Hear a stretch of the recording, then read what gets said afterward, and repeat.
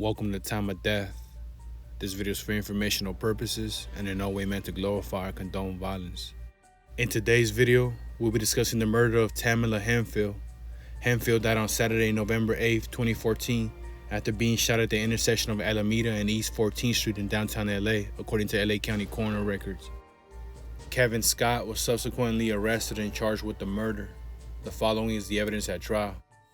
At around 1 a.m. on November 8, 2014, gang member Douglas Baskin and his girlfriend Tamela Hanfield left a strip club called Sam's in downtown LA and began walking to their car. Baskin and Hanfield did not realize it, but defendant Kevin Scott, also a gang member known as Casper, had recognized Baskin in the strip club. Scott left the strip club before Baskin and waited in the parking lot next to the white Range Rover he was driving that night.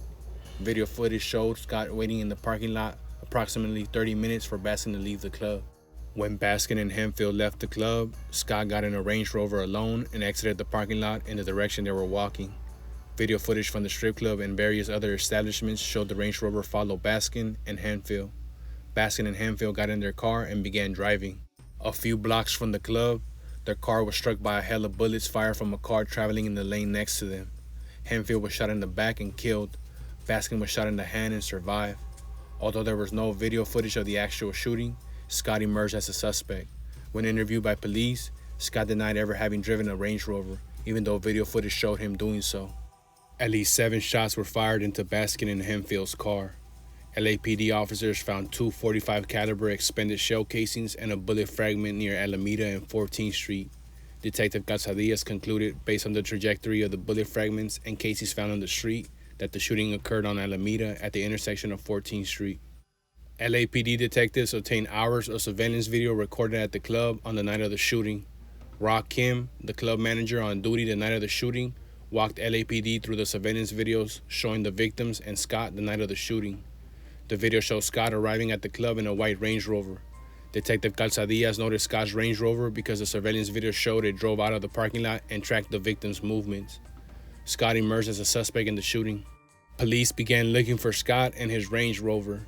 The license plate number on the Range Rover led police to the leaseholder, Mortessa Hadian. Hadian told police he subleased the Range Rover to Derek Armstrong. The Range Rover was equipped with a GPS tracking system.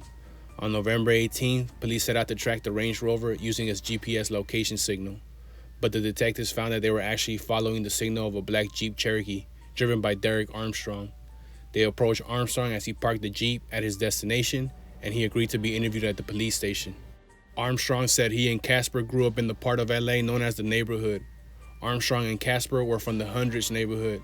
The Neighborhood Crips were a criminal street gang and Armstrong was a member. Casper belonged to the Underground or UG Crips. Neighborhood and Underground Crips got along most of the time because both gangs were part of the larger Rolling Hundred Crips. Detectives arrested Scott for the shooting. When Scott was arrested, he was driving a Bentley provided to him by Armstrong. Detective Casadillas and his partner, Detective Torres, interviewed Scott on February 6, 2015. Scott waived his Miranda rights and agreed to talk to the detectives. Scott said he had been at Sam's plenty of times, but he denied ever driving a Range Rover. In January 2017, Baskin was jailed for a burglary. Around this time, Scott's first trial was taking place. While Baskin was in jail, he made several telephone calls to his friends, and in particular to his new girlfriend.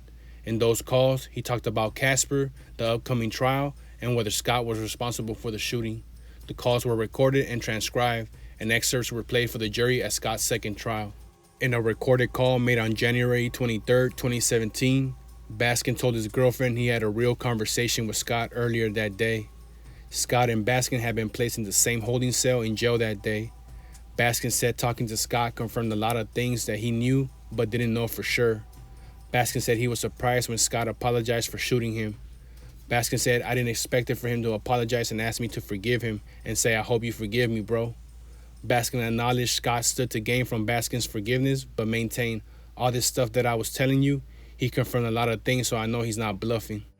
These calls were not admitted into Scott's first trial because the prosecution did not become aware of them until after the first trial was completed. During these phone calls, Baskin indicated he was a gang member, and the reason for the shooting was Baskin had vouched for a friend and fellow gang member, Elwin E. Mac Malden, who other gang members believed was a snitch. Scott's first trial ended in a mistrial when the jury was unable to reach a verdict. In May 2017, after a second trial, a jury found Scott guilty of all counts, including a gun enhancement. The court sentenced him to 75 years to life in state prison, plus an indeterminate life term with a minimum parole period of 7 years. Tamela Henfield was 24 years old at the time of death.